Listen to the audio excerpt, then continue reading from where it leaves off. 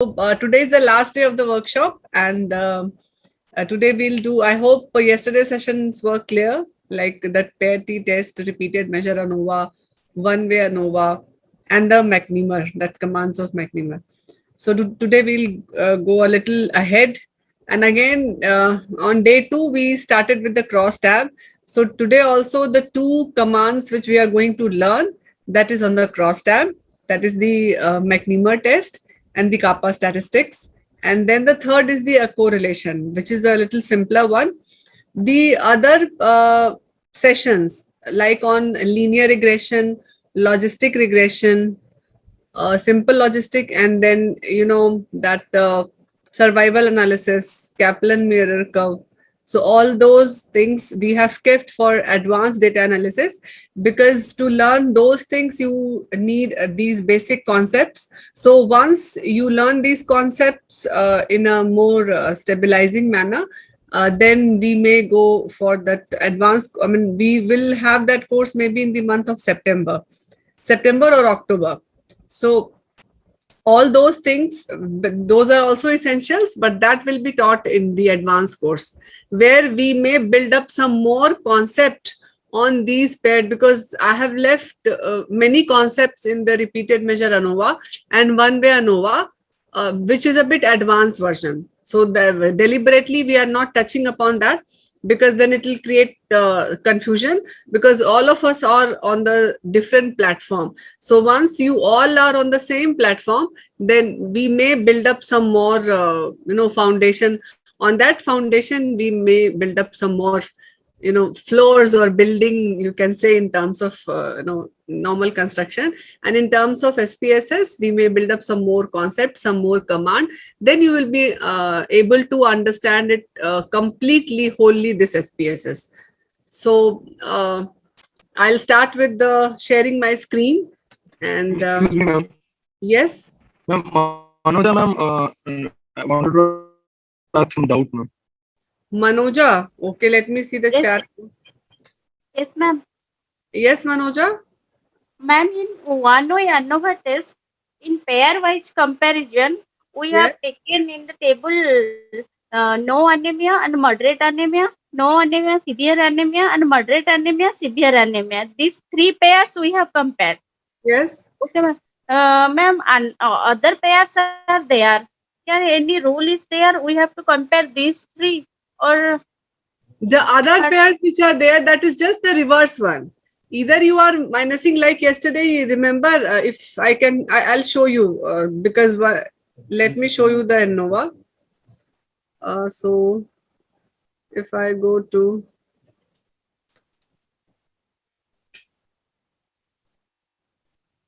this is the,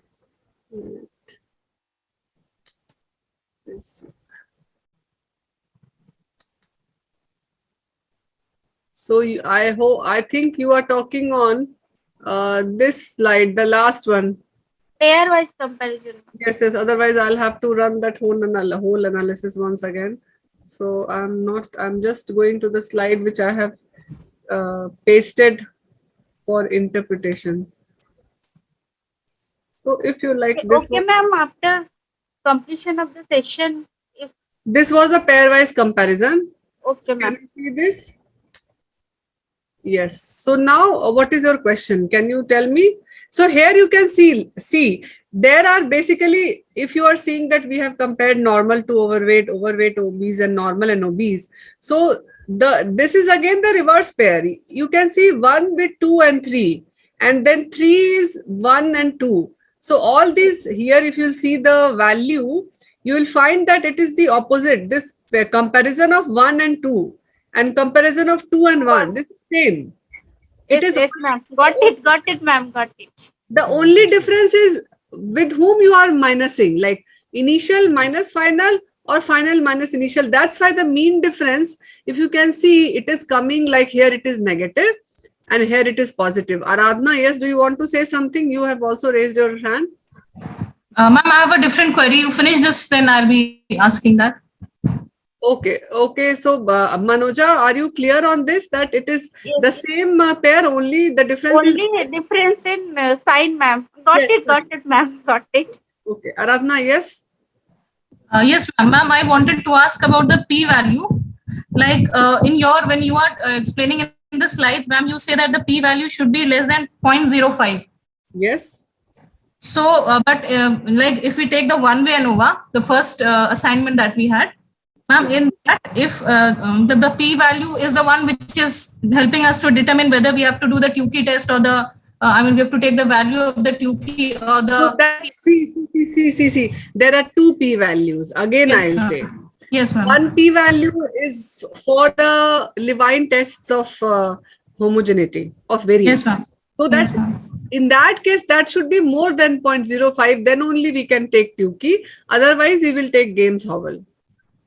0.05, ma'am. Yes, because I've said it so many times, but again I'll repeat. It depends on the null hypothesis. So, in case Yes, ma'am. of Levine test of homogeneity of variance, the null hypothesis is that there is a variance in both it is assured, it is maintained.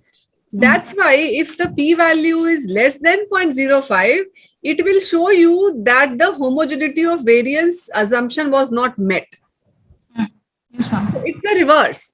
So that's why I encourage you people to remember that there are few situations where we don't want this p-value. Except universally, we want the p-value, but in these cases where there is a Levine test of homogeneity of variance, if you are having difficulty in remembering the concept, then you may remember that we don't want p-value to be significant for Shapiro-Wilk. We don't want p-value to be different for sphericity, Mosley's test of sphericity, and we don't want p-value to be significant for Levine test of homogeneity of variance. So Yes, there the p-value should be more than 0.05, so that our assumption that the population which from where we are withdrawing these samples, they have got the equal variance. Okay. Ma'am, yes, ma'am. Then in that case, ma'am, like the first assignment was regarding DBP and LDH.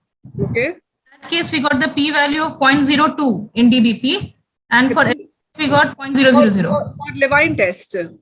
Yes, ma'am. Okay. Yes. Yes, ma'am. So in that case, if we have to determine whether will be continuing with the Tukey or the Games Howell, so in that case, since both are less, both are less than 0.05. So for both, we will have to go for Games Howell. Yes. Yes, ma'am. That is the point that I wanted to get. Yes. You have to go for Games Howell. And the only difference is actually the significance, it doesn't changes. Usually, if you take the value of Games Howell here also, you can see here that the thing which is significant in Tukey, that is significant here also.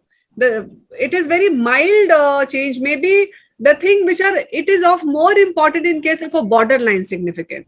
When something is 0.04, and then maybe in Games Howell it may change, but if it is highly significant, then Tukey's and Games Howell, both the post hoc will give you the significant result.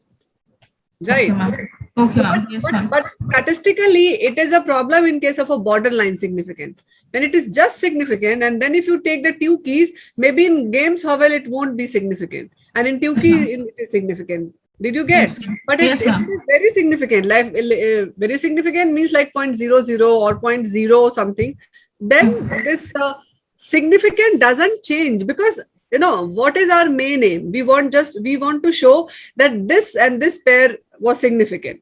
So that significance doesn't changes.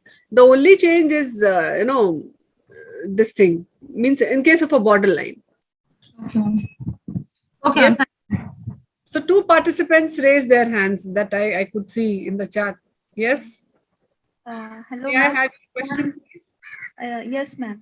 Ma'am, I wanted to ask in repeated measures ANOVA in the output chart, ma'am, there we get one when we apply Mosley's test of sphericity, we see one is time and the other thing is error time. Ma'am, what is that? Okay, let me see. Oh, yes.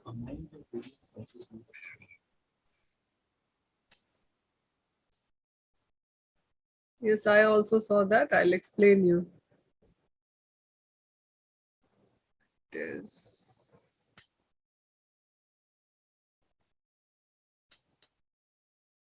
So the degree of freedom which we are taking, right? So if I go to the slides.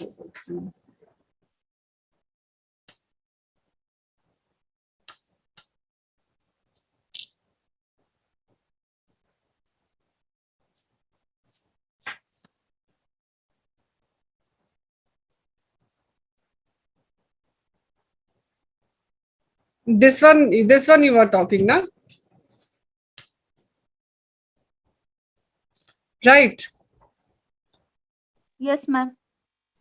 So this is again the same thing which we discussed that in the one-way ANOVA, we studied about the within group variance and between group variance. Remember?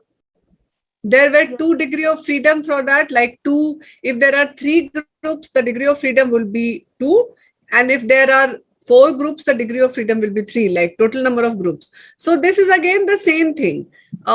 In context to one-way ANOVA, if you see this 576 is the total 193 multiplied by 4, means that many times. Error times means it is taking the total number of participants measured that many times.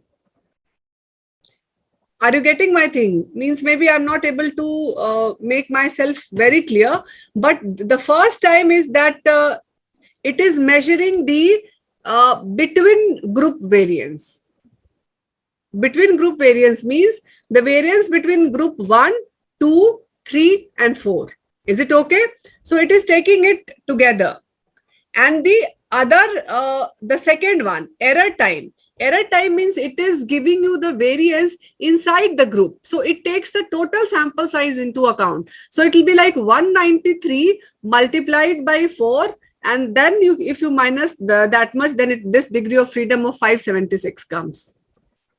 Okay. So it is exactly the same concept, more or less what we read in the one-way ANOVA. Within group variance, between group variance. This is again that between group variance because there are 4 groups, and within group means there will be total of that many number of individual, because it is the same individual which is measured 4 times, right?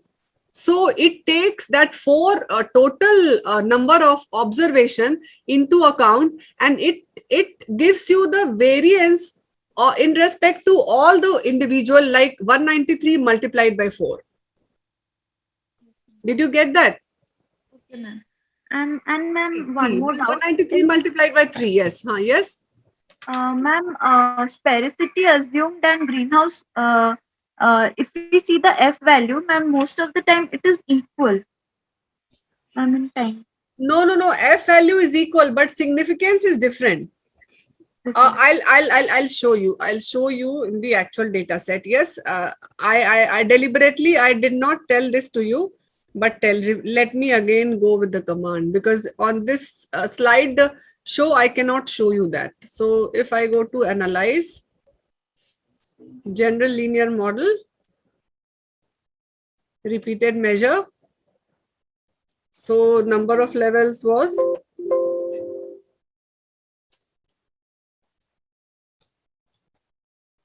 time 4. This was a systolic blood pressure. Add, define,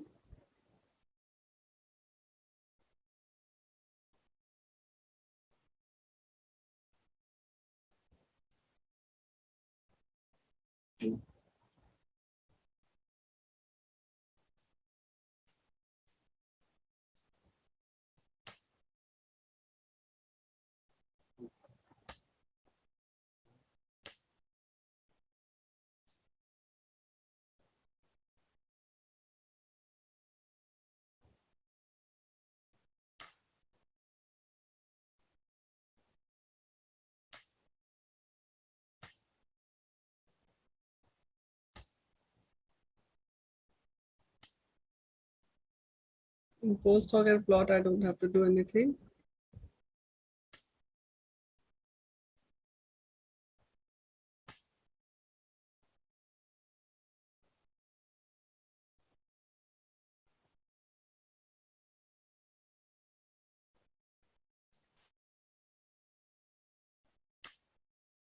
That I did not do. Just let me, I just forgot one more. Just a sec. General linear model. Repeated measure. This was okay. This was okay. I went into the options. This I forgot. Descriptive, yes, we can. Homogeneity, I don't have to say. This was the estimative effect size. Continue. The other thing, I think we don't have to go for any. This we left deliberately. So if you press OK, you will see that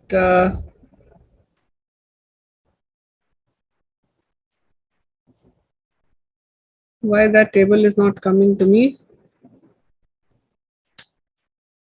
Did I do any mistake? This mean difference is there. Oh yes, it is there. So can you see this?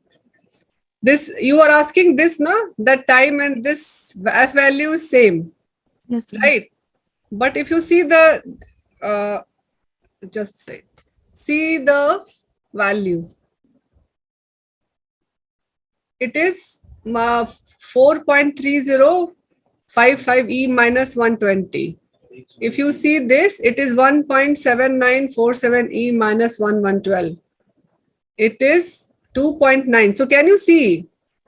F value is same, but the significance is different because the degree of freedom is different. Here the degree of freedom is 3, whereas in the other thing like greenhouse and lower bound, it is the different. So that's why although the F value is same, the significant value changes.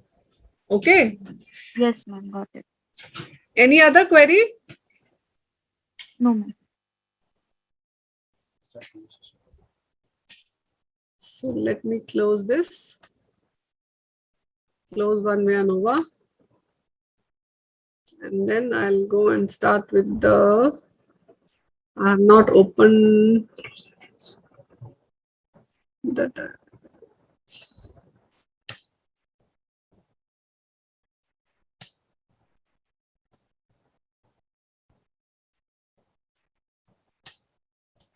So today is McNemer. So I have opened that folder. This PPT. I think that PPT is open. Wait. This was another.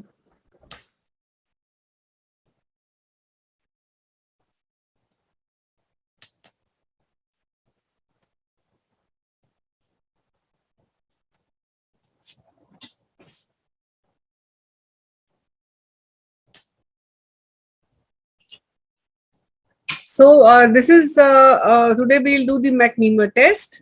And it is the non-parametric, again, it is a non-parametric test like we did non-parametric chi-square, the various types of chi-square. This McNemer, we also run this McNemer on 2x2 table crosstab. If you can recall that snapshot, we'll see that option, then that McNemer option is there. Again, it goes by another option also. So if you see this is a non-parametric test for the paired nominal data. Means it is almost very much similar to the paired t-test. But in paired t-test, you measure the continuous variable, like you measure the mean score, you measure the systolic blood pressure mean level pre and post, something of that sort. But if you are measuring proportion, means if you are measuring a categorical variable before and after, then this will be a McNemer test. And it is also known as the chi-square McNemer, because the test statistics which has been used in McNemer has a chi-square distribution. So McNemer test is similar to paired t-test, but it is for proportion. Like, for example, if you take a sample of 100 person, you have deliberately taken 50 as a smoker and 50 as a non-smoker. And after intervention, if you are measuring the change in their status, means how many of the smoker they have converted into non-smoker and vice versa.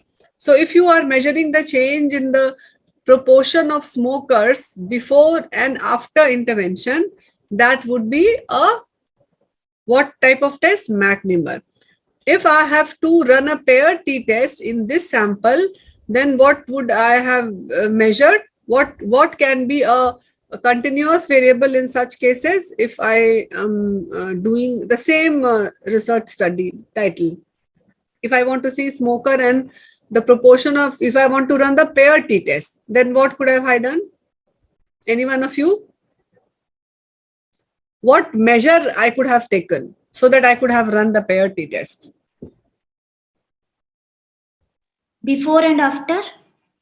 But before and after is here also. In McNemar also it is the same before and after. But they should be the same group. It's not smokers versus non-smokers. The group should be the same. Yes. Oh yes, you are right. But here also it is the same. Like you measure, it is the same group, the 100 individual, which you measure before and which you measure after. So it's a paired value only. You have categorized. No continuous variable. For chi-square, you have both the categorical or ordinal variables. And in paired t-test, you have to have one continuous variable. Yes, so that's what I am saying. अगर मुझे smoker पे ही करना हो तो मैं क्या करूंगी इसमें कि मेरा ये पेयर टी टेस्ट लग जाए? Number of cigarettes. Smoking level, that is amount of cigarettes they can pack up cigarettes. Yes, ये कर सकते हैं. If the measure of smoker, if I take कि after my intervention, number of cigarettes, mean number of cigarettes, if there was reduction or not, or I would have measured the carboxyhemoglobin level before and after. That is more objective way to say that the person has left smoking, not on based on history. So I would have measured the 100 individual carboxyhemoglobin level before the intervention and after the intervention. Then I would have run the pair t-test. But it's a categorical, like Dr. Mukta was saying. Yes, she was right that it's a categorical one because I have to see yes and no before, and then I have to see yes and no, means smoker, smoking, non-smoking, and again vice versa. So it's a categorical. So by giving these examples, I just want to make it clear that it is the variable. See how much important is the variable in every case. So the first session which we did, categorical, continuous, discrete, qualitative, all those things are very important everywhere, because even a slight mistake, if you do in identifying and if you give the command, it will give you the result, that is for sure. But later you realize that we have seen many papers with ourselves also, that initially when like 5 years back, what we did was totally wrong. The wrong analysis we did, and the paper got published also because the reviewer also, he was not maybe reviewed it thoroughly, and that was missed. But when you review your paper, then you come to know that you did something gross blunder, which was published, went unnoticed. But that's the way we learn also with time. And that's the way the importance of variable is. So that's why I was giving you the example that, it's a categorical variable. And if I want to do some pair t-test on the same research question, then how I could have done. The second is the second type of study design could be the same set of participants. It is the same as pair t-test. Either you can have a paired value before and after some intervention, or you can have a paired value of the same individual under 2 intervention. So you can ask from a set of like 50 individual, how do they feel without helmet after riding a bike, and how do they feel with helmet after riding a bike or cycle. So then they will feel, the answer will be in the terms of feeling safe, yes or no, and then you can say that with the time. So pair t-test also, we learn that there could be intervention or there couldn't be any intervention. We are just measuring. Maybe some other intervention is going on in the background. Like in this case, cycle and helmet, maybe I have not done anything, but the new SP has come, maybe, and he has done something. So I'm only measuring at a 2 different time of point where I have not done something. So again, there are 3 assumptions here, that there is a one dichotomous dependent variable, again, it is measured on 2 categories, and there is an independent variable which is a matched pair. Matched pair means of the same individual that will be measured twice. So the first, if I go to the first type of study design, that is again the same as like we did for pair t-test, that it could be a pre-post study design. So like we do quite often, we do this training program, like I'm doing this training program of SPSS, right? So I could have measured all of yours initial knowledge based on some marks. I could have given the same question to you people initially, and on the last day also I could have given, like we do the pre and post test. So how could I use this McNemer, and how could I use pair t-test? Which variable I could have used to measure if I want to do a pair t-test? The Score, mean Marks scores for of the pair participants. t-test. Yes, marks for pair t-test. बिल्कुल, the way exact, बिल्कुल. We could have seen कि Pass fail. yes, Cut pass. off 50% pass fail. So pass fail would be McNemer. yes. So now you got the point. If I would have set a cutoff level of 50%, that, and then I would have categorized passed and fail, then it would have, then the test would be McNemer.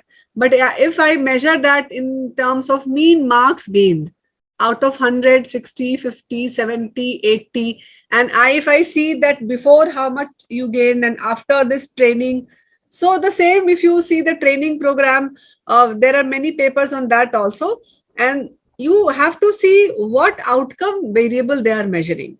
And similarly, the choice of test would be McNemer or this pair t-test. Okay. So the second would be pre-post study if there are any changes over time but without intervention. That we have discussed that it is not necessary always to measure something with intervention. Time is also a factor. So if you are just measuring, like yesterday also, we gave this example of seasonal variation, 2 point of time, or only like if Dr. Mukta is interested in knowing the proportion, like the unit in charge changed. And now she was the unit in charge, now some other person is unit in charge. Just assumption, Dr. Mukta.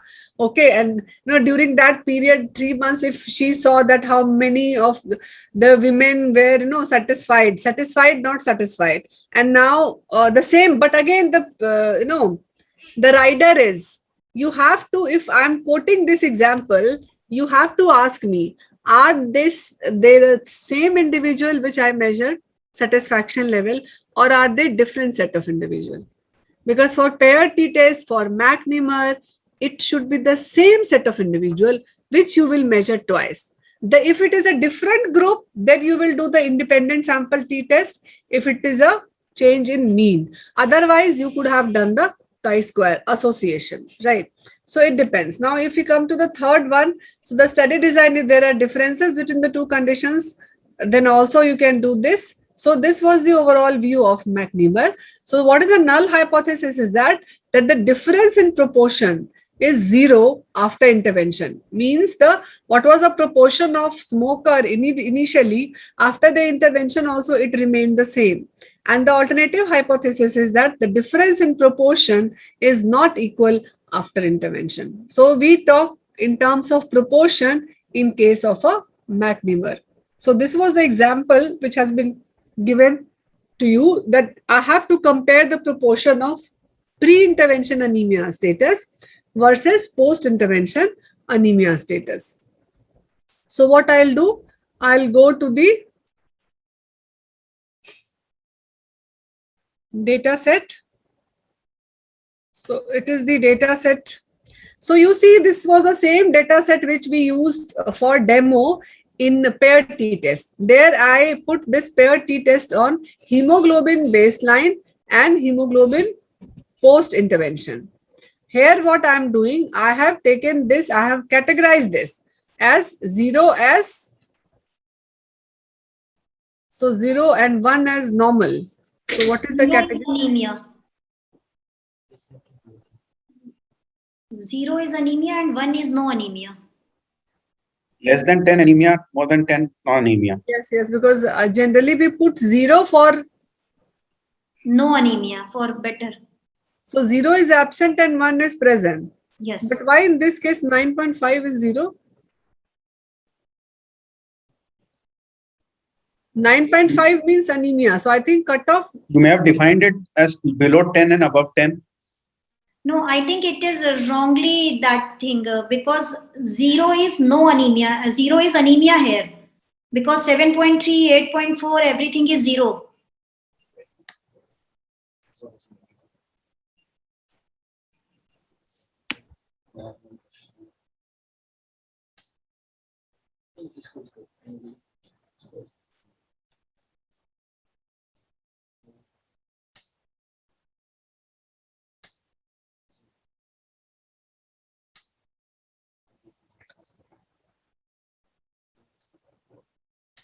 There is some problem with the data. Why this 5.2 is showing 1? And this 11.6 is. Okay, there is, I think, over. anemia present and absent, that is the result. 0 and 1. I need to. No, okay. No, I'll once again open this data sheet. No, this is the repeated measure. So I am going into the.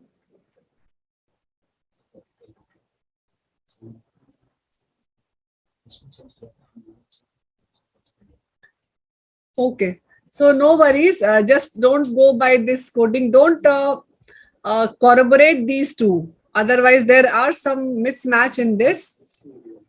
Okay, so just think it independently. This is in the same sheet, but think is independently that 0 was based on that criteria.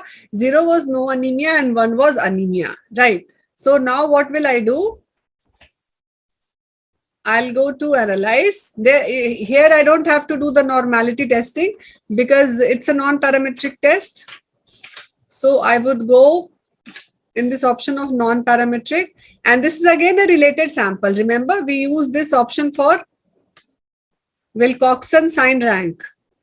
So we don't have to do anything in this. If you come to the field, then I have to enter anemia. The variable should be categorical. So I have to enter this and this.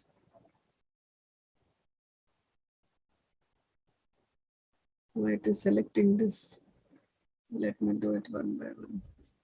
So anemia baseline and then post. And then if I go to the setting, go to the choice of test. And yesterday we worked on this one. Remember Wilcoxon matched pair. And we have shown you that Friedman also for the repeated measure. But today it's the test for the binary data. You can see here. Here it is the median difference. Here it is the binary data. So it is a binary data and I have to put that McNemer. So I'll click this and then I press this run.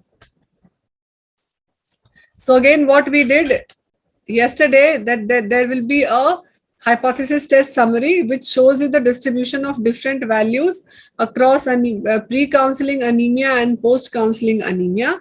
And it says that it is significant, means after intervention, there was a significant difference in the proportion of anemic or non-anemic, whatever you are taking as an outcome. Then I'll double click to see this in a model viewer. If you see this model viewer, you can see here that there is 2 by 2. Can you see this? So now please focus for a few minutes here. This is this one, this pre-counseling anemia, this is absent and this is present. So the rows, this is a pre-counseling status and this is a post-counseling status. So each row tells you about the pre-counseling status. So this absent tells you that before counseling, this and this were absent, anemia were absent, and this group anemia was present. To summarize once again, remember that this in this McNemar, there is a row and there is a column. So the row represents the pre-counseling status, right? And the column represents the post-counseling status. So this row is the number of people who have got zero anemia before counseling, and this row is the number of people who are having the anemia before counseling. Now concentrate on column. So there are two columns. So the first column tells you about the number of individuals who are not anemic post counseling. And the second column tells you the number of individuals who were anemic post counseling. Is this row and column is clear to all of you? Then only I will move forward. Is it okay? Row represents the pre-counseling, column represents the post-counseling. Row 1 tells you here that these many people were having no anemia and these were people having anemia. Because it is a confusing, why? Because we are just, it is in both the cases, it is the same variable, anemia present or absent. Otherwise, in other 2x2 table, or kya ho raha tha? There were two different variables. But here it is the same variable.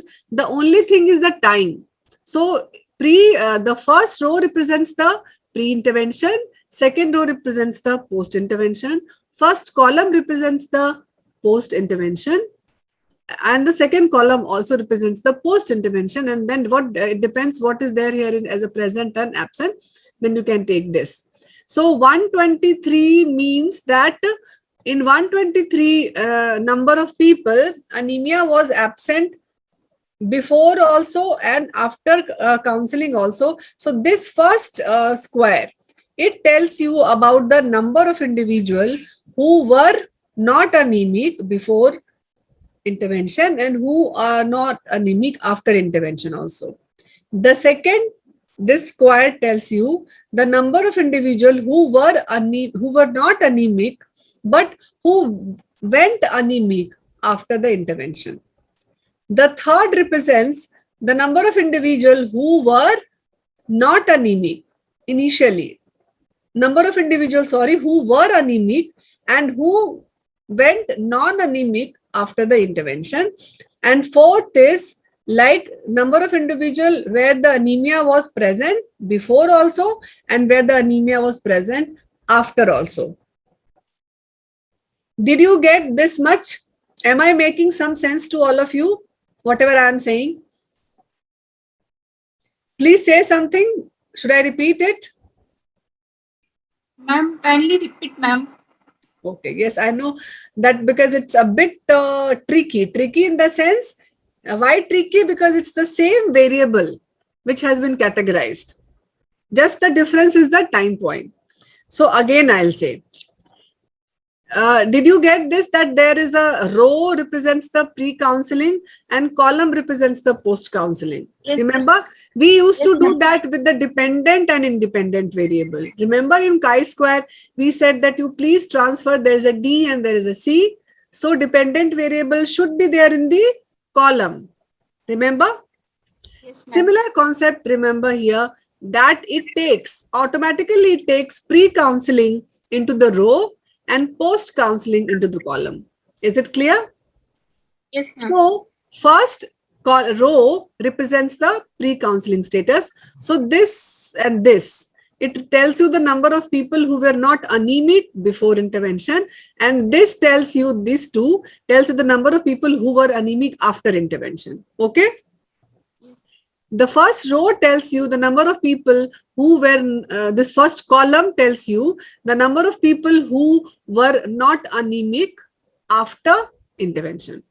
And the second column tells you the number of individuals who were anemic after intervention.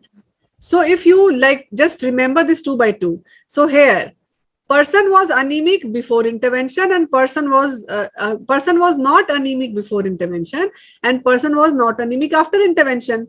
So there is no change in 123. Okay. This is that table. This is the square where the person was non-anemic initially, but after intervention, ये anemic हो गया. Okay, and this is the desirable one. ये क्या हो रहा है?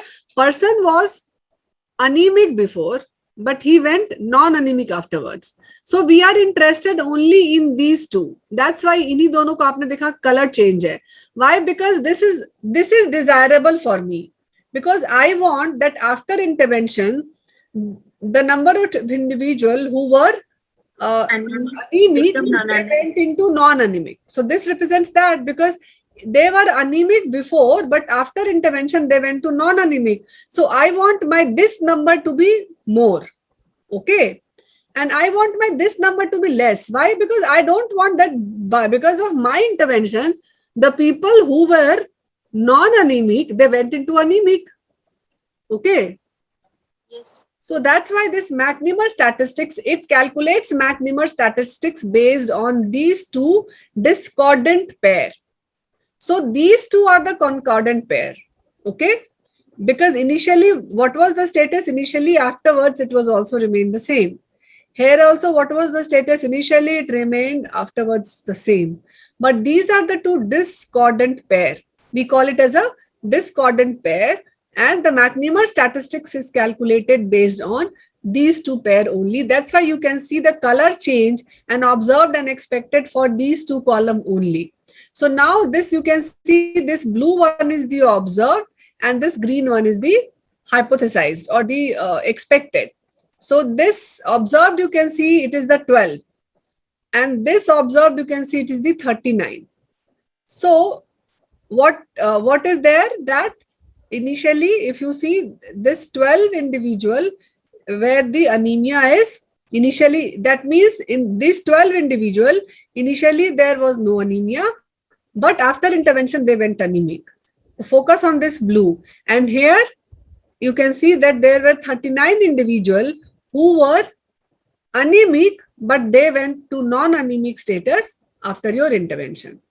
And this you can see here as a significance, that it is a significant with the 1 degree of freedom, and the value of chi-square statistics is 13.255. So if you go to the interpretation section,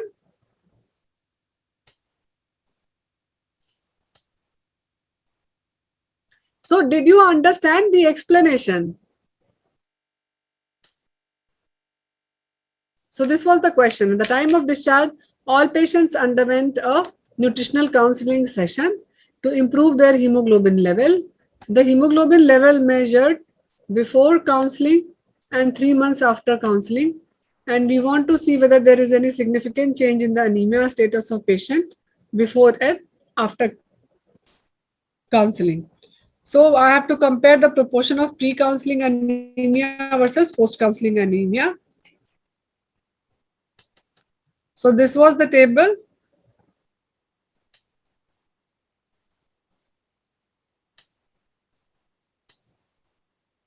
So you can see here, this is a pre-counseling. So this tells you about the pre-counseling, and this first and second row tells you about the post-counseling. So I have entered the same number, 123 and 19. Here I have entered the blue one. Observed was 12 and this observed was 39. You can see. So there were, how will I write the interpretation? So my interpretation, if you see my interpretation, I'll just tell you, because I have to explain. The chi-square statistics is 13.2. With degree of freedom 1, it is less than 0.005. So 193 participants. Yes, so one of you can read this. I'll explain in between the interpretation of this. 193 participants were recruited to take part in an intervention designed to decrease the anemia. On recruitment, 39 plus 19 equals to 58, that is 30% of the participants were anemic. Following the nutritional counseling, the number of anemic participants reduced to 31, that is 16%. A McNemar's test determined that the difference in the proportion of anemic pre and post counseling was statistically significant, with the 1 degrees of freedom, chi-square value is 13.25 and the p-value is less than 0.0005. So here you can see we give it as a overall percentage. Like you can see if you go to this table,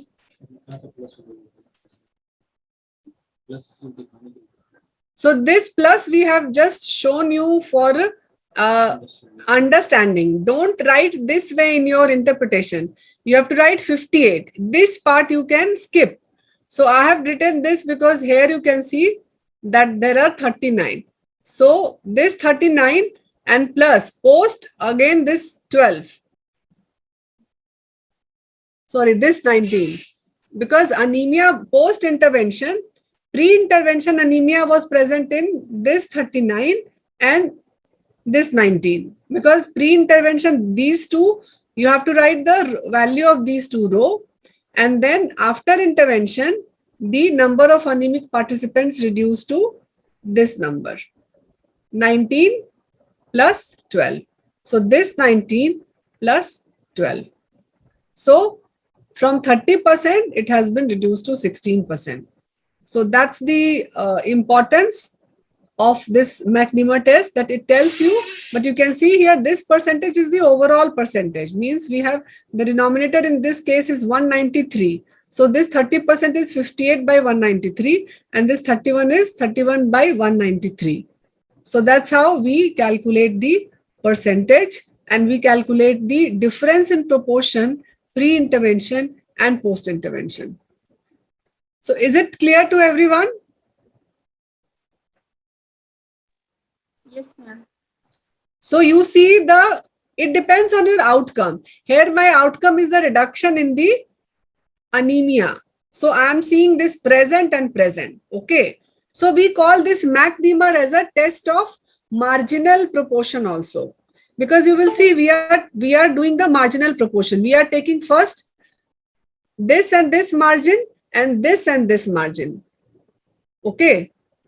So it is also known as a marginal proportion, because initially this was the case which I was interested, and later also after intervention, this was the one, this column which I am interested, because I am interested in present. If any intervention where you want that, like had it been a smoker, then you would have expected a non-smoker category. In that case, this proportion and this proportion you would have taken.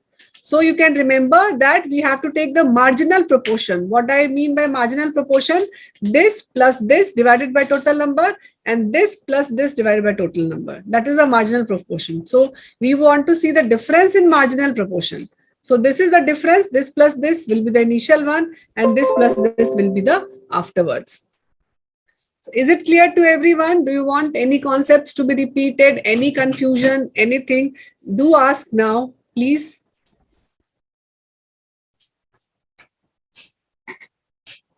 Or do you want me to repeat anything?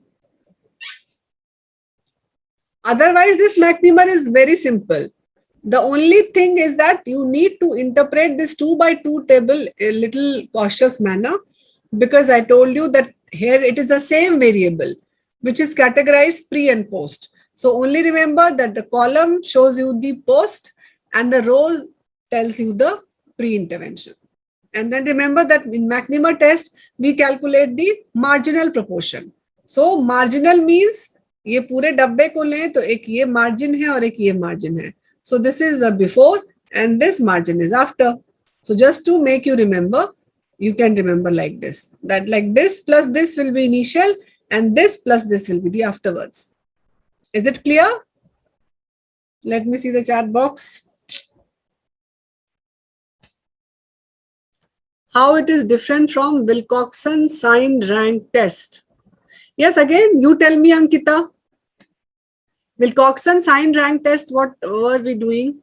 Ma'am, both are non-parametric tests, and Yes. these are applied for before and after any intervention. Very right. So how they are different, ma'am? That is the similarity. Now your question is how it is different. Now you tell me the type of variable, which I am emphasizing it time and again. Can anyone else answer this question of Ankita? Continuous variable was used in Wilcoxon sign rank. Yes. And here categorical. Yes, the whole interplay is of the nature of the variable. Here we are using proportion, anemia present, anemia absent. Here, that is the categorical variable. There we were using the median, we were comparing the median. Okay, ma'am. That was the continuous data. And even if you see the command, if you see the command a little bit carefully,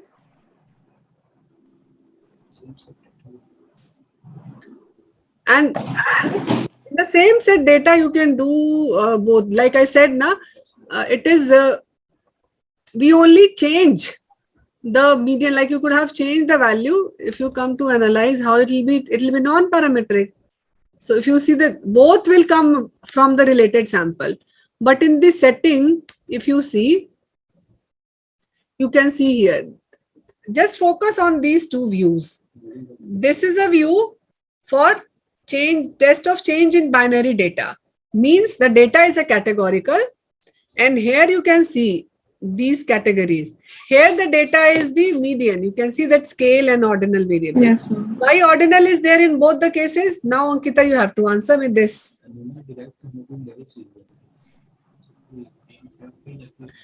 Why the ordinal is there in both the cases? Any guess? Or anyone? Because if ordinal more than 7 categories are there, it can behave as a continuous data. Yes. So it is ordinal has got this freedom that it is based on the researcher, research objective. It can move to a categorical or it can move to a continuous. Ideally, the guideline is that 7 or more than 7 should be converted into a continuous. But I have seen many papers where people even 5-point Likert scale also, they treat it as a continuous. So they'll treat 1, 2, 3, 4, 5 score as a continuous score. Whereas while answering, if you remember what we write, strongly agree, do not agree at all, moderately agree. So that's a ordinal one. It's an order, but we convert it into a continuous. That's why you will see this ordinal sign in both the cases. But this sign you will never find here. And the scale variable you will never find here. Okay? One question, Dr. Yes, Patel. ma'am. Yeah. Dr. Mukta. Actually, whenever we give this data sheet to a statistician, they always say that you can categorize your data. Don't give us a continuous data. So what should be done? Should we categorize the data or should we analyze because it's as per your choice? No. I tell you what is the meaning, why they are saying so. Maybe they may say it for logistic regression where they want to categorize, because see, a statistician will not know what is a biological cutoff because there are many cutoffs. So he's a non-medical person usually. I'm talking of people who are a non-medical statistician. There are many medicos also like who are doing working in this field. But a non-medical person, it's difficult for him to understand the cutoff. Like you may have a cutoff depending on your age. Like we were analyzing a vitamin D level. If there is no cutoff, you can take an arbitrary cutoff. You can club the deficient and insufficient into one and normal into another. You may have 2 categories, you may have 3 categories, but for a statistician, he cannot decide this. So maybe for that particular purpose, he may have said this to you, that, you give us the categorical because it is difficult for him to make the category, not because he cannot give the command, only because that he is not very much aware of the cutoffs and your intentions, like with what cutoff you want to make those categories, right? But it is always continuous, data is always. So even if you're, yes, Dr. Mukta, I think you were saying something. No, I was asking the same question. If we have both the data, continuous and we can categorize it. So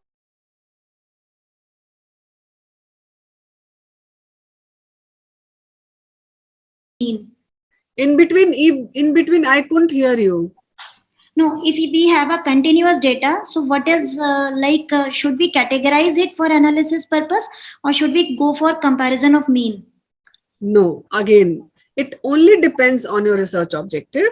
If you have a continuous data, it is recommended, please use parametric test and continuous data test which are there. If there are two groups, obviously you have to make those groups, but there you will make categories also, because you have to run a lot of things. Descriptive, cross tab, you have to put association, so you need categorical data, and mean, standard deviation and comparison you need if there are two group, if there are three group. If you are putting linear regression, you need continuous data. If you are putting logistic, you need categorical data. So it is a mix of you. We cannot say that you should having continuous or you should be having categorical, but you should, the initial data set should be having continuous, whatever is the inherent nature of that variable. You may create, obviously the categorical variables are created based on continuous variable only, that you have seen. Enough examples you have seen that we create categories out of continuous variable. That's why we recommend to use the option of recode into different variable, because we don't want to lose that initial variable which you have collected. So you should have both in your data sheet. It is up to the researcher and statistician which feel like we select now which type of data we want to select. So you may select the data depending on everything depends on your research objective and research question. So it is entirely if you are interested. That's why we focus, and that's why if you can recall your sample size calculation, again we take that criteria whether you are comparing two means, two paired mean, to independent mean. If you go back to the statulator, I think the people from AIMS who can recall those sessions, maybe I don't remember, don't know whether you can recall it or not. For sample size calculation, the same thing is important. Which is your research question? Do you want to compare your proportion? Do you want to compare your mean? Do you want to compare pre-post? Do you want to compare two different groups? Do you want to compare three different groups? So your primary research question or your primary research objective, that will guide the analysis. That's why these days, if you see the good PhD protocols, there is a way to write the statistical analysis plan. We don't write a statistical analysis plan at random. It has to be according to the objective wise. For first objective, this will be a variable and this will be the tests. For second objective, this will be the variable and these will be the statistical test. So analysis plan also, like we could not hold that budget, we planned a workshop on how to write a proposal for extramural. So there we would have shown you that, it should be written according to the objective, your statistical analysis plan. And that obviously the same thing you will apply when you are doing the analysis. So it is based on the objective, what we want to show. And similarly, we will categorize the variable from continuous to category, and categories can also be, we keep on changing the category. Like if you'll see that if we discussed about chi-square, and there we saw that if the expected frequency is less than 5, we should use Fisher exact test. But it is recommended that instead of Fisher exact, we should try clubbing the categories together. That may make some sense, and then again put that chi-square. So that clubbing, reclubbing, coding, recoding of categories, that will keep on happening. So, but you should have that continuous data intact, because you are going to create many categories from that continuous data only. Okay. Okay, thank you. So now we'll see another option in this cross tab, and that is the kappa statistics. So kappa statistics, which we'll learn today, that is the Cohen kappa.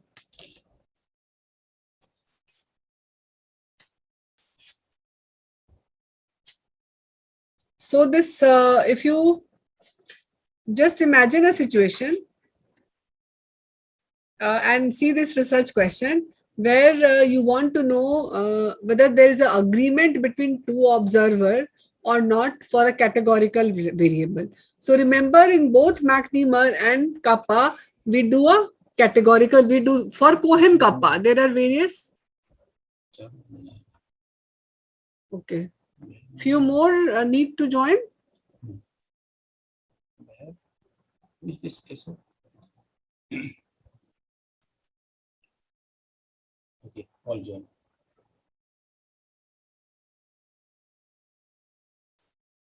So you want to know whether there is an agreement between two observer or not on a categorical variable.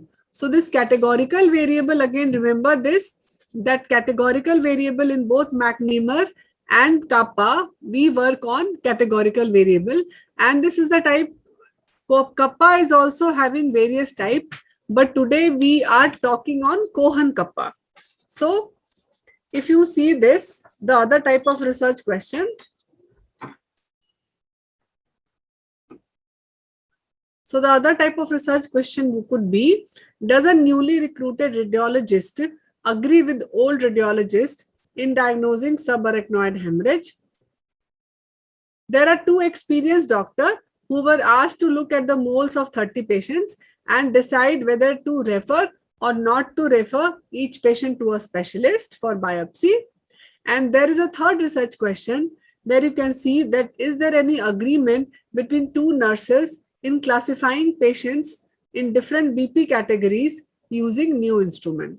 So it is again, it is a both, there are two, in all these research questions, what have we seen? That there are two observers and they are observing a variable on a dichotomous scale, that is on a by both categories.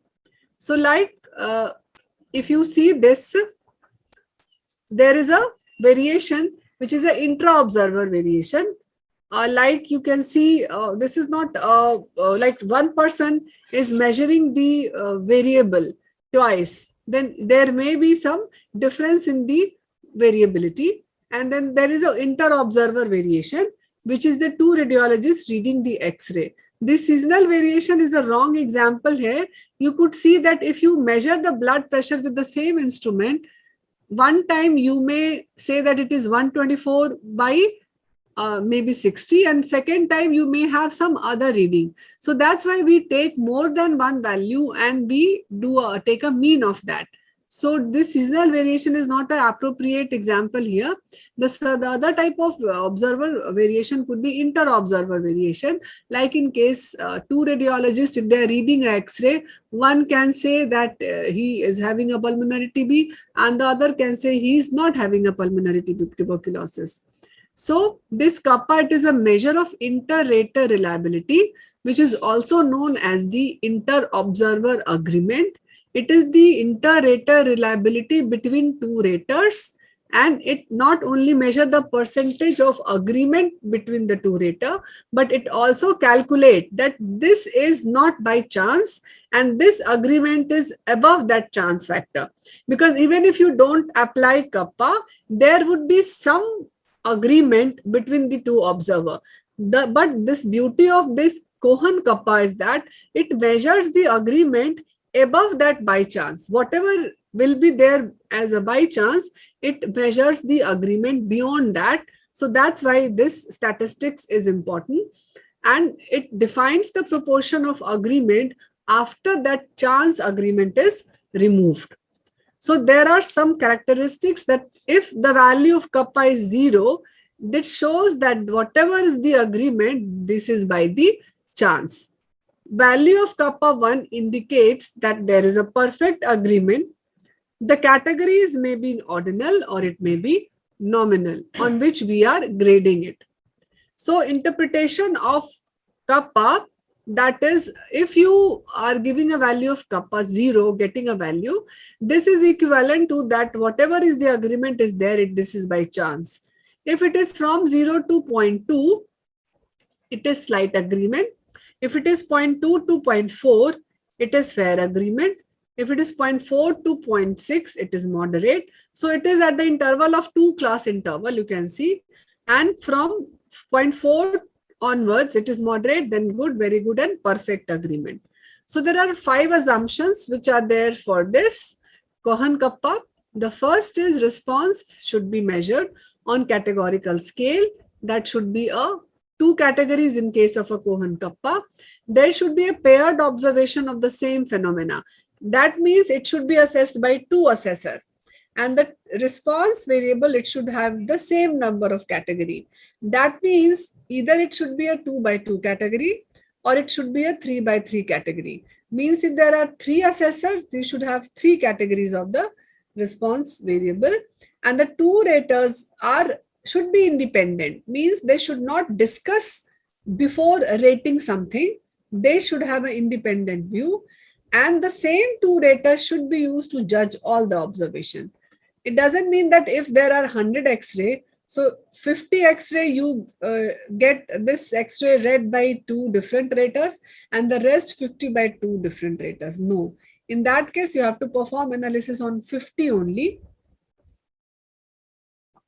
So these two raters should be used to judge all the observations. So the null hypothesis is that the agreement between raters is no different than by chance, and the alternative hypothesis is, so by chance it will give you the value of kappa as 0, and here the kappa coefficient will be different from 0 because the agreement is different from chance agreement. So this is the null and alternative hypothesis. So I've told you there should be a same number of category, 3 by 3 table or a 4 by 4 table. This is null hypothesis. So if you see this question, Dr. Jack is working as a cardiologist since last 10 years in a hospital. The hospital appointed a new cardiologist, Dr. Jill. You want to know the level of agreement between these two cardiologists for diagnosing sinus arrhythmias after reading 193 records. So this is the question. I'll show you this.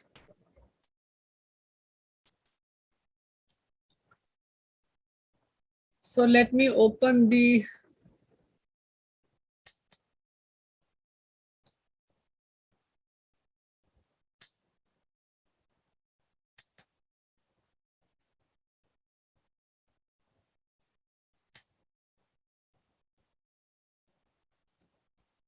So what I need to do, you can see here, if you see the variable, we have entered a very limited variable here.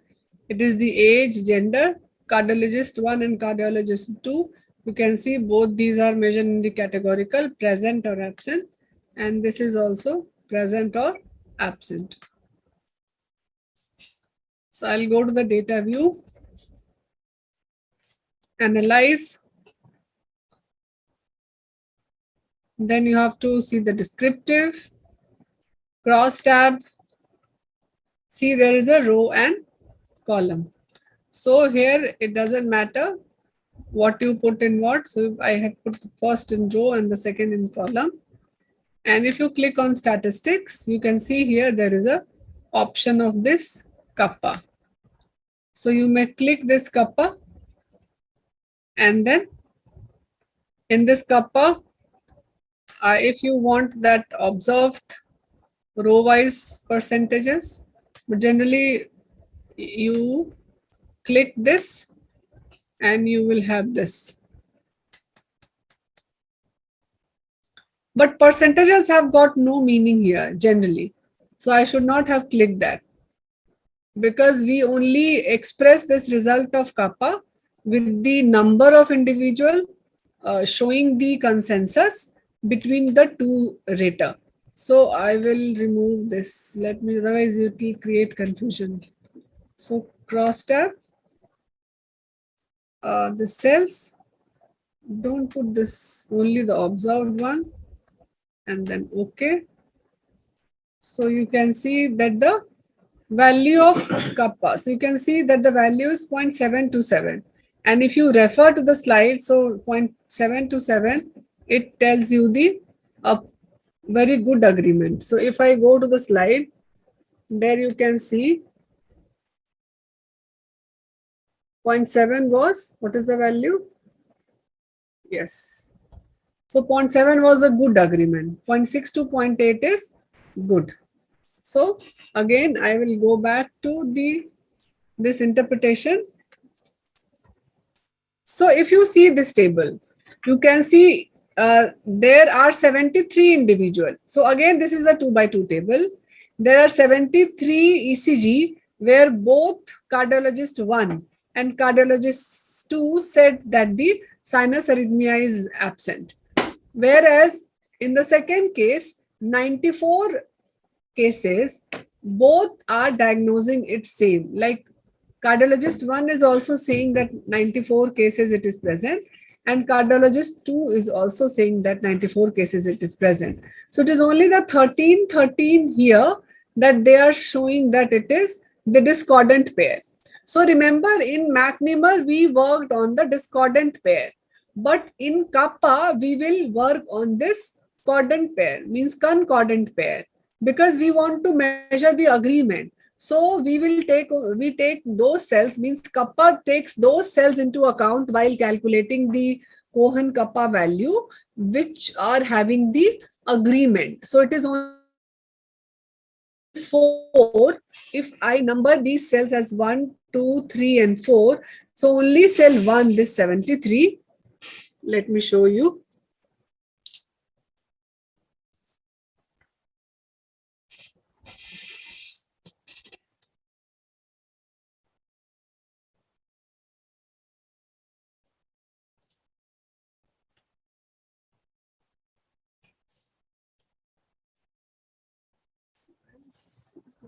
So this is the 73, 1, and 4. That option of, why it is not coming. I used to put that circle. Maybe some problem with the command. So that red square which I used to show, that is not coming. So just see that this 73 and this 94, this is the concordant pair on which kappa calculates the value. So the level of agreement is good between these two observers, and it is statistically significant. So if I want to enter this result into this table, how would I do that? So this is my output. This is the one. Estimate agreement for diagnosing sinus arrhythmia 1 and this cardiologist 1 and 2. And if you see the table, it is 73 and 13 and 13 and 94. This same number I have entered, and you can see the value of kappa, this standard error, and p-value.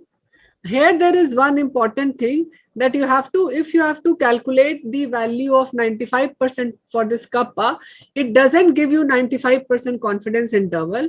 So you have to multiply this asymptotic standard error with 1.96, and in that value 0.727, you this 0.727 plus minus 1.96 into this 0.05, it gives you the value of the lower value of the confidence interval for kappa and the higher value of the confidence interval for kappa.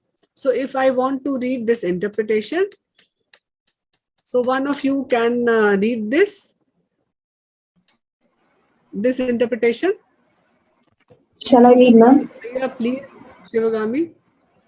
Cohen's kappa was run to determine if there was agreement between two cardiologists on 193 individuals regarding the diagnosis of sinus arrhythmia after reading their ECG.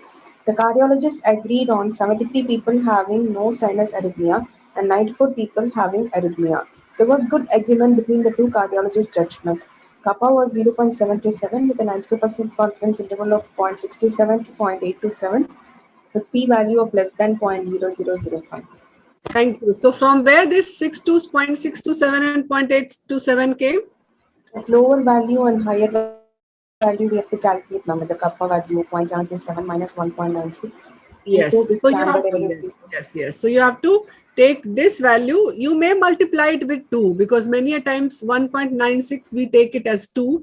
So 2 into this error plus minus. If you deduct this value and add this value in this, then it will give you the 95% confidence interval. So is it clear to everyone? Yes, ma'am. Yes, ma'am.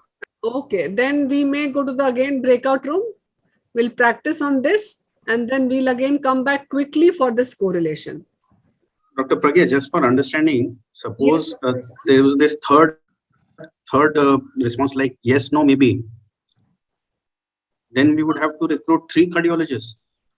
Means you are saying that three different cardiologists. Suppose the response was tachycardia, no, matlab, yes, no, and maybe. Okay. Not so sure. again, 3 by 3 table, na? So then we'll have to recruit one more cardiologist. No, it will be 2 cardiologists only. It is the only the level. Means that means if I am 3 cardiologists, that is different. That is the Fleisch Kappa. If you are taking, it is only the 2 observer who will do this. But what I mean by 3 by 3, that if I am the first person and I am doing only on no and yes, and the other is doing no, yes, and maybe, so that will be different. So both of the observer need to categorize in on the same set of variable categories. Means like if I'm saying, if I'm a pathologist, maybe there can be 4 category. I can say like this is the grade of the tumor, grade 1, 2, 3, and 4. The other person is only categorizing on grade 3 and 4, or maybe grade 1 and 2. So that is not possible. If the same categories should be rated by both the observers. Both of them. Yes, it doesn't mean that we need to recruit one more. If there are more than 2 observers, then there is another kappa, that is a Fleisch kappa. And again, if there are ordinal scale, then there is a weighted kappa. If there is a continuous variable, if you want to see like mean score or something like that, then there is a bland Altman kappa. Analysis. So there are variations of this type. But for this Cohen kappa, what I was trying to give you the message that the rater would be always 2. And that there should be same level. Ideally, this Cohen kappa is there should be 2 categories. But yes, if you want to have more categories, then both the raters should rate on the same number of category, right? If I'm using mild and severe, then the other person should also use mild and severe. He should not categorize, because I said that there should not be discussion between the 2 raters. So it's the researcher who will make this clear to both the observer that you need to rate on this scale only, and that scale of rating should be same for both the observer. Then only it will give you a symmetrical table, like observer 1, 3 category, observer 2, 3 category. Okay. Okay. Thank you. Ma'am, yes, we have taken p value as this asymptomatic.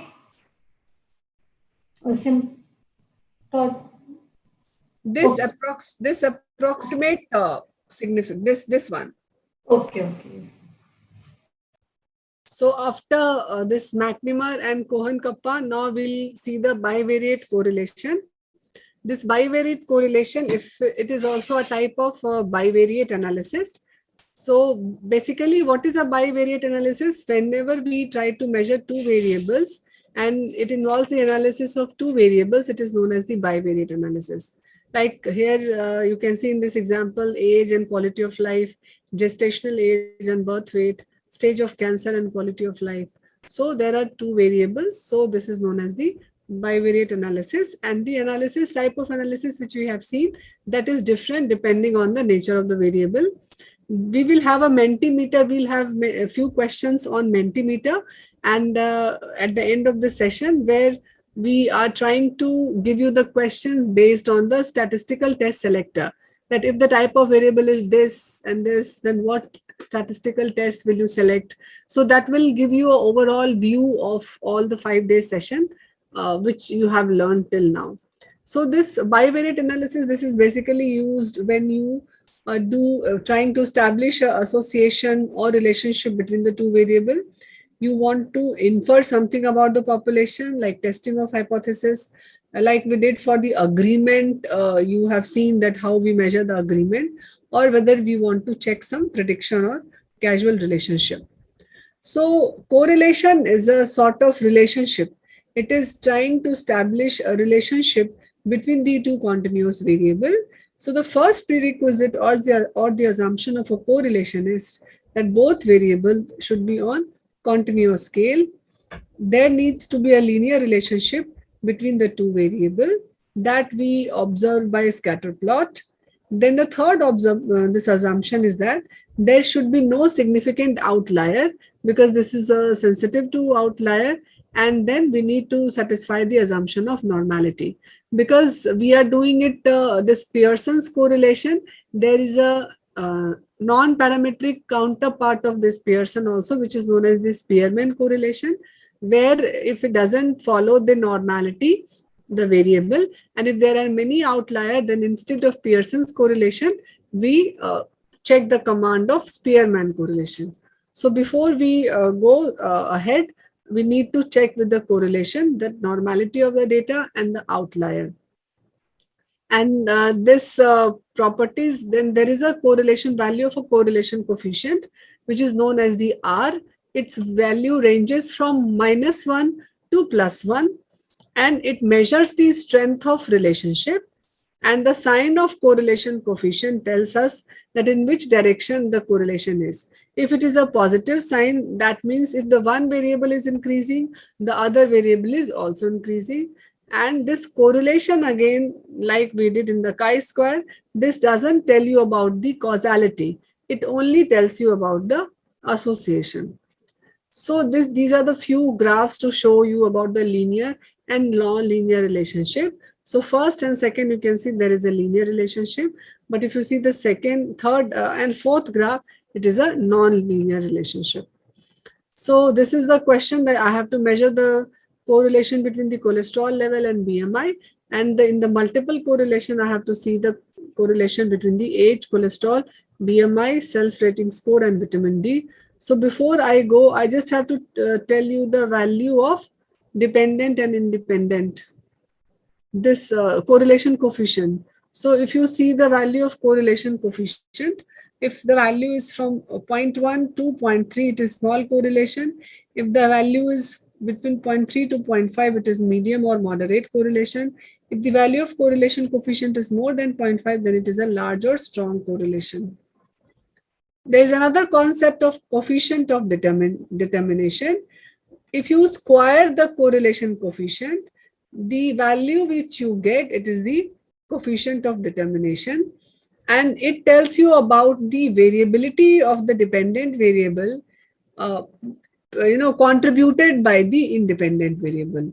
So it tells you about the proportion of variance in one variable, and it is which is explained by the other variable, and it is calculated as the square of the correlation coefficient. So we'll see this.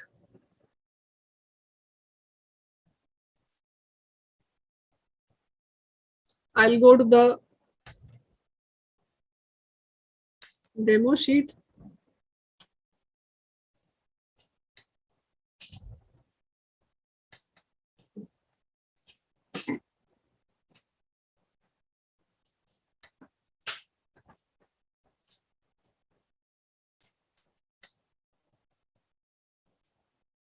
So if you see the data,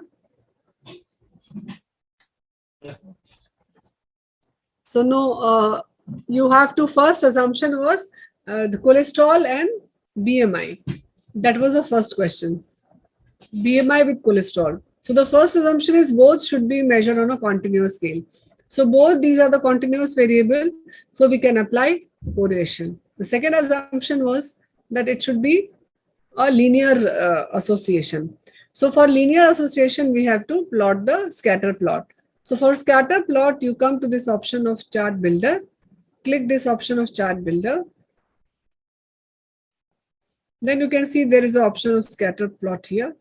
You choose one scatter plot, and then you can see that the age and BMI.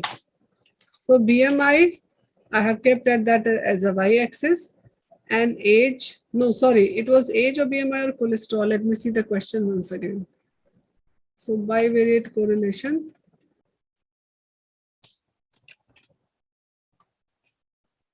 What was the question? A minute. Mouse and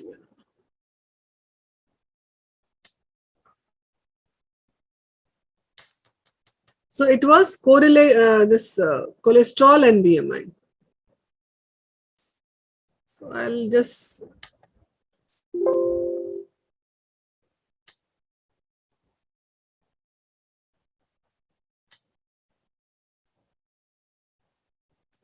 So BMI, so this BMI should be on the. Ma'am, repeat commands, ma'am.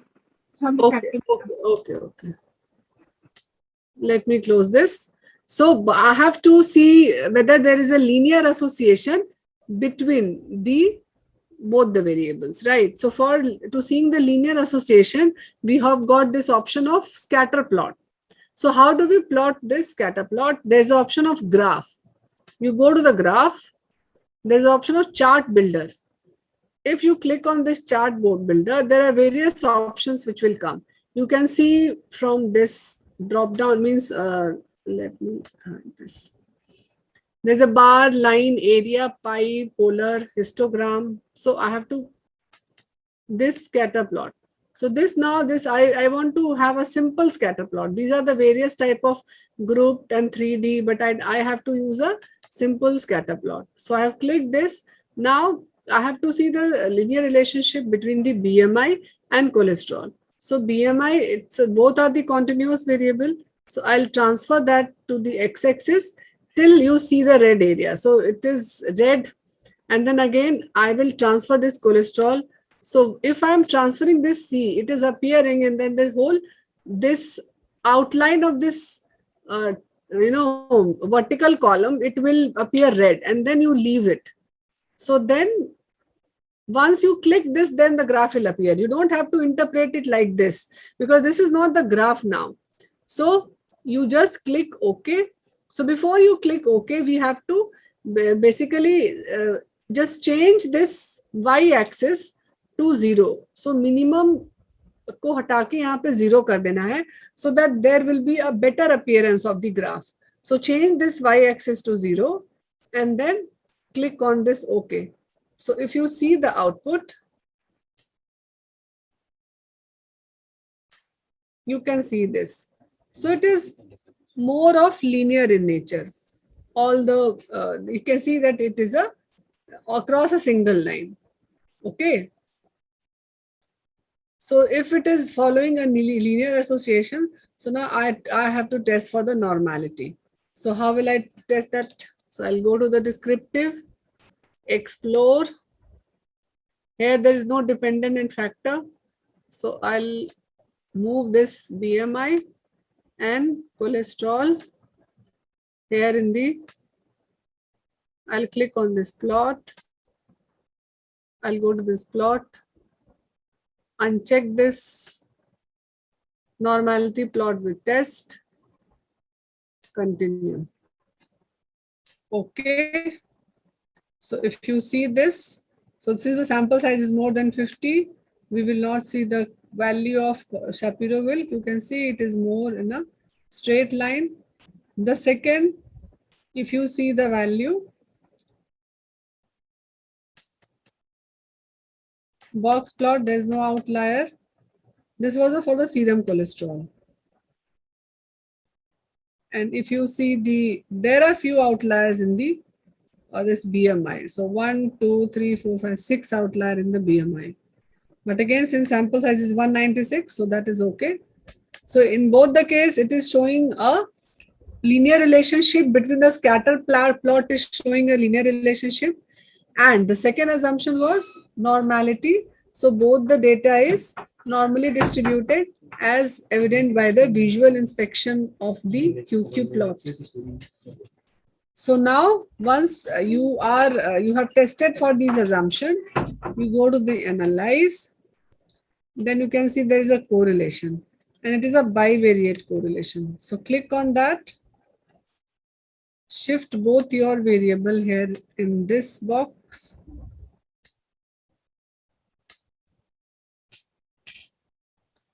Then you have to click this option is there. You can see there is option of Spearman also. So if the data is not normally distributed, you may check this and you may uncheck this. But since this is not the case, so I'll click this. And by clicking this, this tells you, it will tell you this significant correlation by a star mark. If you come to this option, I don't need any descriptive mean and standard deviation. So I have pressed this OK. No need to do anything. So you can see the correlation between the body mass index and serum cholesterol level. So this is again the repetition. This is again BMI and serum cholesterol, you can see. So both the value of correlation coefficient is 0.699. And if you see the significant level, it is significant.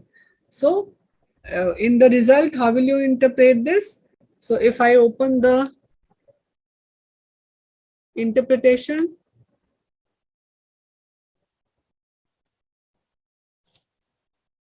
and if I open this, so now you can see this. This is a single correlation. So correlation between BMI and cholesterol is 0.699. Then I told you regarding another variable, that is the coefficient of determination. So coefficient of determination here, it is the R square. So if you square this, it comes as 0.488. So it is converted into percentage.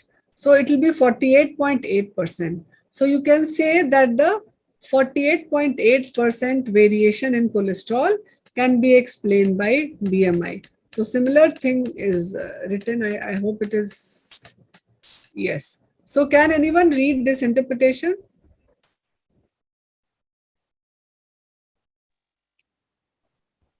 One of you can read this. A Pearson's product moment correlation was run to assess the relationship between cholesterol concentration. My preliminary analysis showed the relationship to be linear, with both the variables and normally distributed, as shown by the QQ plot.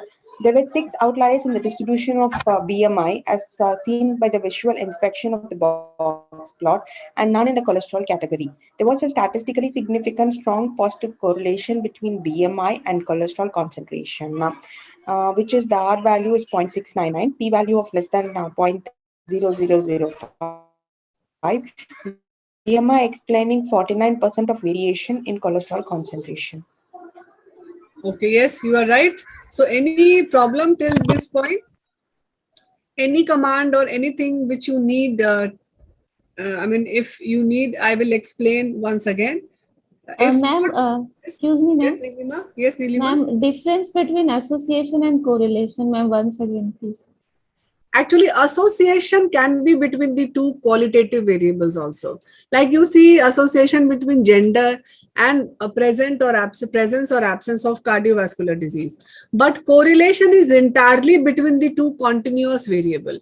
In correlation, you cannot have two categorical variable. So that's why in making any research question or in making any research hypothesis or objective, we tell if the nature of the variable is continuous, we often encourage student to write correlation. So both these are, the correlation also tells you about the association only, but this term is specifically coined or designed for two continuous variable. That is the only difference. Otherwise, both correlation and association tells you the association. But in case the variable are of categorical in nature, there you cannot use this term correlation. There you have to use the term association. And since correlation is specifically kept reserved for two continuous variable, so if your two outcome variable is continuous, and if you want to see the association between these two, you should use the term correlation. Is that okay, Nilima? Okay, ma'am. Thank you, ma'am. So this is, that's why, because that's how you explain also. Positive correlation means, and the sign you will see that if one is, increasing, the other is also increasing. And the similar thing is with the negative correlation. If one is increasing, the other is decreasing. So you can, and this is the one step, this is a prerequisite of linear regression also. The correlation tells you that yes, there is a strong correlation, but by what, how it is, change in independent variable is causing a change in dependent variable, for how much. So for that, you need to do a linear regression. That cannot be done through correlation. So it only tells you that yes, there exists a strong association between these two, but it does, and it tells you the direction also, but it doesn't tell you the exact amount by which the, it is like by R square, you can say that the change in cholesterol concentration, the change in BMI is explaining the variation in the cholesterol concentration. But for how much, that you will not be able to say using correlation. For that, you need to do a linear regression. Okay. So now if there are any other question, let me see the chat box.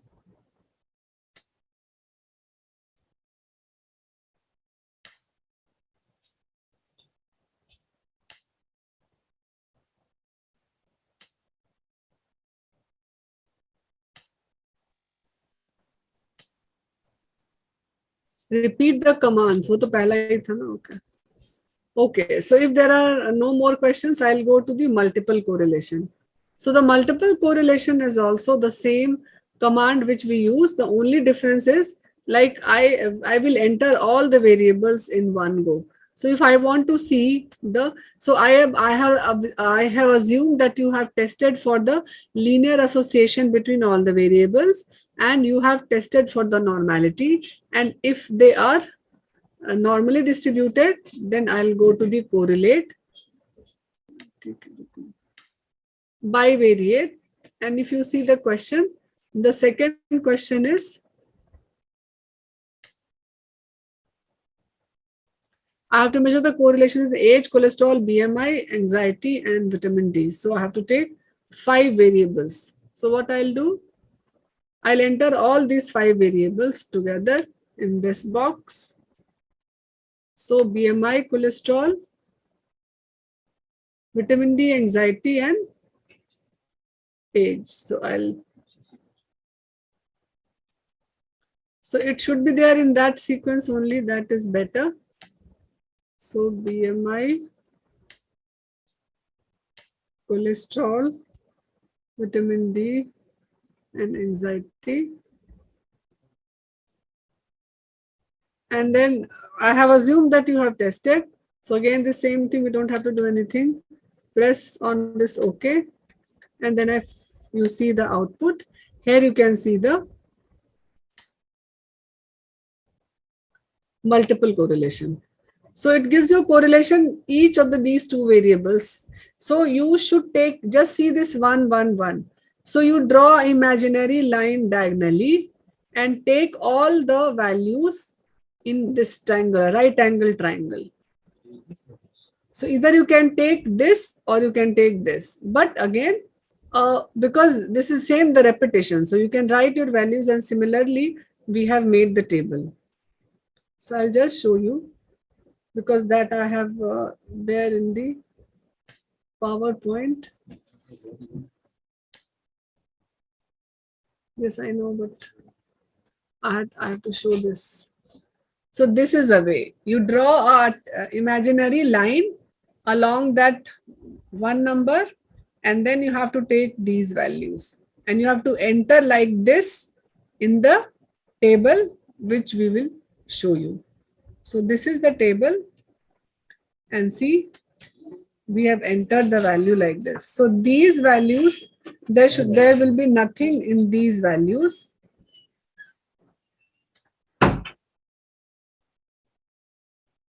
So this is 0.396. I'll show you that output, actually SPSS.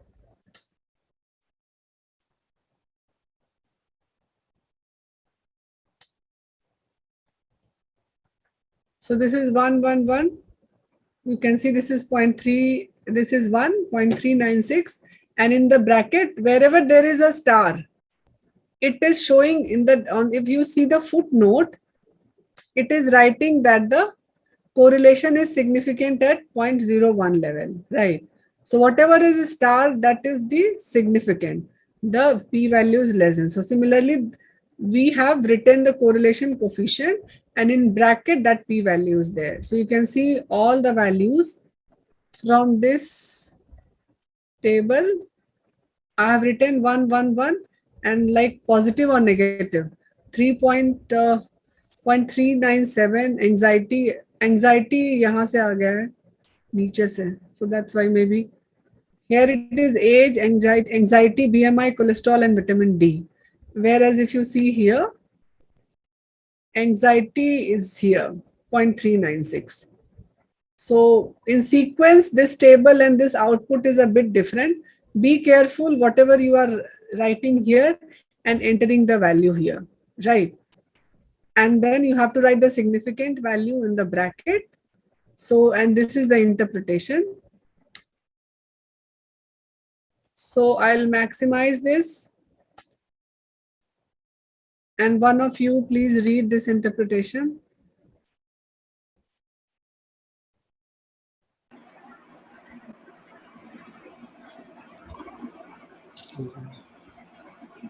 Ma'am, can I read? Yes, please. The Pearson's product moment correlation was used to find out the relationship between age, anxiety, self-rating score, BMI, cholesterol, and vitamin D level. Preliminary analysis showed the relationship to be linear between all pair of variables. All variables were normally distributed as indicated by the QQ plot, and there were 8 outliers in the distribution of vitamin D and 7 in BMI, but they were kept in the analysis. There was a moderate positive correlation between age and anxiety score, while all other variables were negatively correlated with age, but all the correlations were statistically significant with p-value less than 0.001. Vitamin D and age had a strong negative correlation, minus 0.599. We observed a strong negative correlation between BMI and anxiety score, minus 0.753, which was significant, p less than 0.001. So this write-up, this is based on just a tentative one. Means you can, yes, Nilima, you want to say something? Yes, ma'am. What if there are so many outliers? Because yes, it- actually, I told you now that there should be no significant outlier. Out of 193, if there are 7 and 8 outlier, you can go ahead with the analysis, because again, this is like t-test and ANOVA. This is a bit robust in its nature. But if there are many outliers and if that normality is also not there, then you may go to the Spearman correlation. Otherwise, up this 8, 7, 6, and you are reporting it that there were this many outlier, but that they were kept in analysis. And ma'am, what is the process of removing the outlier from the data sheet? You remove that serial number which you have seen. Oh, ma'am, that's what I'm saying. How to remove when I want to remove a row or a whole column. Okay. So yeah, I would suggest don't remove that whole row. Only remove that value from the row. Rather have a backup sheet, because there are other variables also. Now, maybe like if in this example, let me show you the correlation. If you want to have, let me show you, there was an output where BMI was.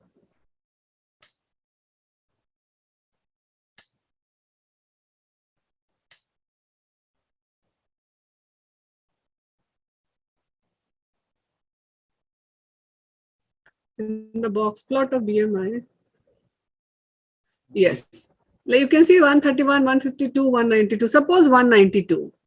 If I'll show you with 1, and then you may do same. And this is what? This is the BMI. So you may go here in the data sheet, come to this 192. See, this is a serial number. Come to this 192. If you want to delete the whole row, you select it, right click, and then you clear it. Right. But it is recommended that don't remove all the values, because it should be specific only for that cell. So you may do like this BMI is coming, so you may delete this value. Okay. So it's very simple. You just have to press delete. But again, if you are doing so, once you delete the outlier, you need to rerun your all normality and box plot and scatter plot once again. So in the process, you have to write that you have removed the outlier and you have again tested the same data for all assumptions, and then put the this Pearson's. Is that okay? Only by removing will not make you sufficient that you can directly go to the this Pearson's. You need, after removing, you need to rerun the normality testing and the linearity. Okay? Yes, ma'am. Okay, Nilima. So I was telling you in that interpretation that it is up to you what value you want to make it significant. I mean, show as a significant value. The second thing, it is up to the researcher, because the computer doesn't know that the variables, two variables which you are entering are really worth enough to enter.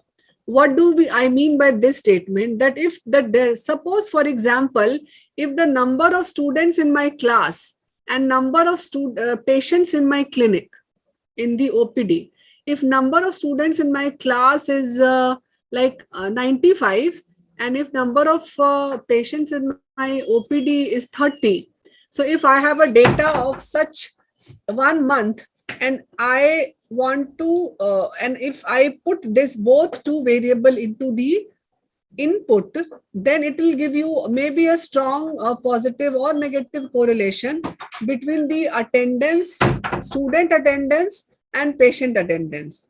Okay, student attendance in my class and patient attendance in OPD. So it will give you, but does it make any sense how it is related? Like, there is no biological plausibility of a student coming to a class and patient coming to the OPD. So it is up to the researcher that you have to decide that which two variables they are linked, and change in one variable could lead to the change in other variable. Because if you give, because we have seen right now it is the thesis submission time, and many students, because we have taught them, they have entered all the continuous variable without thinking about the implications, and then they are trying to analyze. But just if you just see this example, so both, just that the event is a continuous, it doesn't mean that you will put correlation. There need to be some rationale and there need to be some objective behind putting all these commands. Okay. Is there any other question in multiple correlation? Let me see the chat box. Ma'am, I had one doubt. If we are in multiple correlation, when we are testing for linear association, we have to do separately for each variable and find out in the scatter plot, or will it automatically do the permutation like every? No, you have to enter all. First assumption testing, just like I'll show you. This was the one. So the same, you have to go to analyze. For the normality, yes, for a scatter plot, you need to see the chart builder between two, all the two. So you need to do it how many times? How many variables are there? 5 variables. So you need to do it for the, how many times? If age, with age you need to do all. Again, with BMI you need to do all. With third, like if it is a anxiety score, you need to do all. So similarly, with one variable, you need to check. Obviously, there will be some duplication, like you see in the correlation coefficient, but the same you need to test. Okay, ma'am. Thank you. Okay, but generally we don't put so many correlation together. I told you that we see what is there beforehand and what needs to be tested. But if in a thesis, if you need to put multiple correlation, you need to test the correlation coefficient between these two variables. Then only the way the correlation coefficient, the output is. Okay. Any other question?